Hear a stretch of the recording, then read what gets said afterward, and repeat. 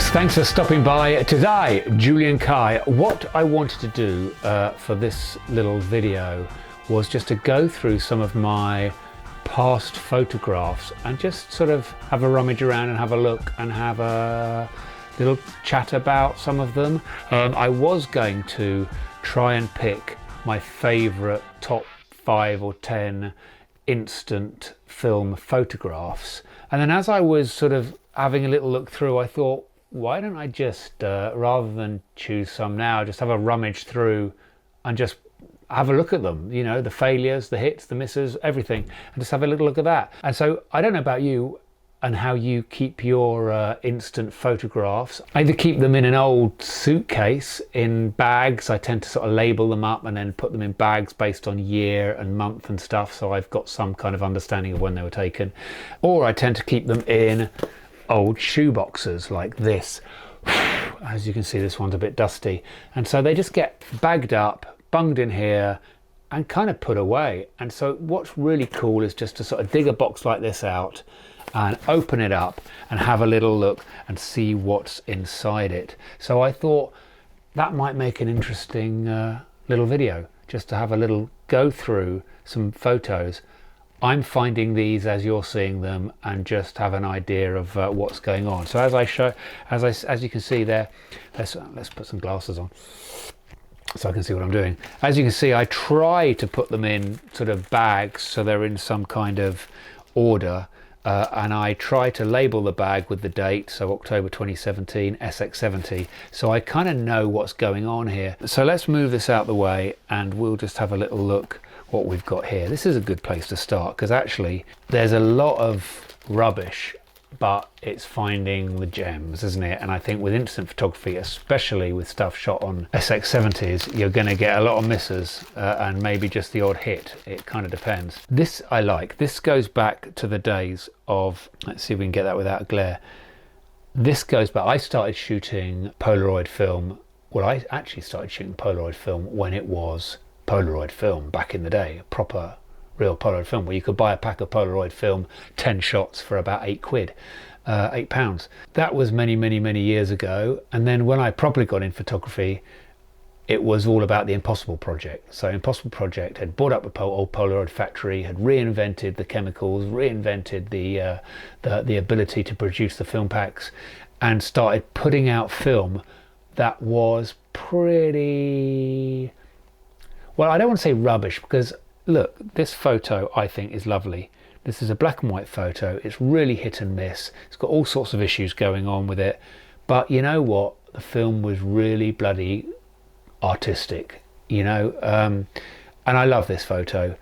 So this is exactly what I want from a Polaroid. I don't need the Polaroids to be perfect. If I wanted to shoot sharp, perfect, wonderfully colourful photographs, I'd shoot digital or, you know, modern 35mm.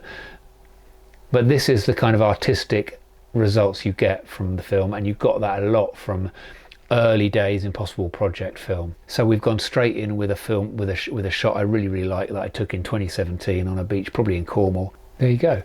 So yeah, I mean, just going through these, there's nothing particularly good about these photographs. That one obviously didn't come out very well, but I think there's also very little point of focus in that. There's another one, all sorts of failures going on in the way the film rolled over. But you know what, if I got one good one out of a pack, I think, you know, we were winning back in those days. So what else have we got in here? We've got some Instax. Look, there we go. They did this lovely film with these borders. I kind of like this one. I mean, the colors aren't quite right. The colors have shifted all over the place. That is actually colour film. It doesn't look it. It looks pretty monochrome, doesn't it? But that is a colour photograph. But again, with early Impossible Project film. This was taken in 2017 on a SX70, May 2017. So again, you know, it was early days with the manufacture of this film. It's a lot better now, this stuff. But I loved it for that. I mean, there were a lot of photos that didn't come out, which is very frustrating because it was still very expensive to buy. But now and then you got a really nice one, and they did these amazing frames, although I was never quite sure how I felt about the frames. I don't like my frame to upstage my photograph. For me, the photograph is what it's all about, and having a really fancy frame tends to kind of upstage the photograph to a certain extent. So I like the white frames, I like the black frames a lot. I don't really need, however lovely this flowery frame is, I don't really need all that business going on the outside of the photograph. Here we've got some photos on gold frame. So again, don't mind the gold frame too much. It's plain, it doesn't distract from the photo, and in fact it kind of almost works very well with the way the colours of this photo came out. And again, the colours are far from accurate. You know, look at that, it's all quite muted colours, it's quite warm. That could have been to do with the temperature of development or the not shielding it from light properly. It's hard to tell. Really hit and miss stuff with this camera. And these were all taken, I think, I'm pretty sure before I had my SX70 completely refurbed. So it probably wasn't working well. I think I bought it off eBay. I can't remember. I've got two. One I bought from the local market, and there's a story which I'll tell you in another video, which is still waiting to be refurbed. And this one I think I bought off eBay for a lot more money, and it's been refurbed since, and I think the results are better. But then so is the film much better. But this was taken with early film. That would have been, oh look, this is, I haven't even dated it, and it's not dated on the bag, so no idea when this was, but many years ago, back in the Impossible Project days.